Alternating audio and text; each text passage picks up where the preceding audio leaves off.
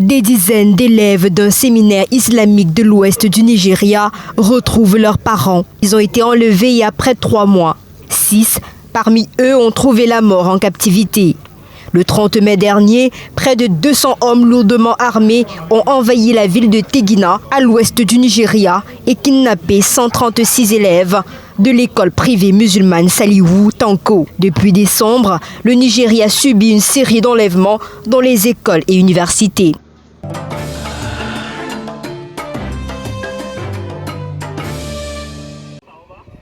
Au Nigeria toujours, des dizaines de membres du groupe djihadiste Boko Haram se rendent aux autorités à Maiduguri, dans le nord du Nigeria.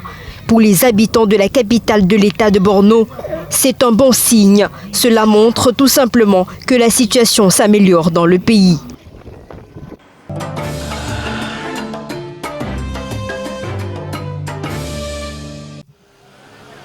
Au Cameroun, à la mi-août de chaque année, de nombreux quartiers de la ville de Douala, capitale économique du Cameroun, sont envahis par les eaux. Avec le changement climatique, les inondations sont de plus en plus fréquentes.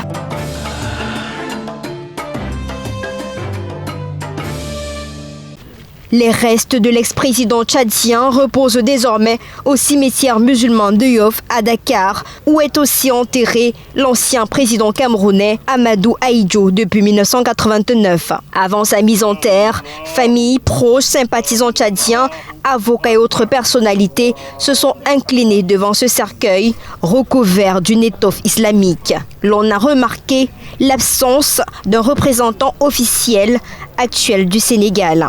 Le Tchad avait donné son accord pour le rapatriement de sa dépouille tout en refusant de lui rendre un hommage officiel en raison de ses condamnations et par respect pour ses victimes.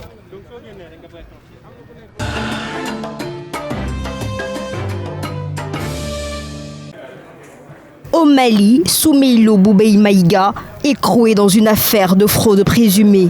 L'ex-premier ministre est très proche du président Ibrahim Boubacar Keïta, renversé par un coup d'État il y a 1 an, a été mis hier sous mandat de dépôt par la Cour suprême du Mali dans une affaire d'atteinte aux biens publics. Il a été également interrogé dans le cadre de l'achat en 2014 d'un avion présidentiel alors qu'il était ministre de la Défense. Achat épinglé par le Bureau vérificateur général, une autorité indépendante ayant dénoncé des pratiques de surfacturation et trafic d'influence.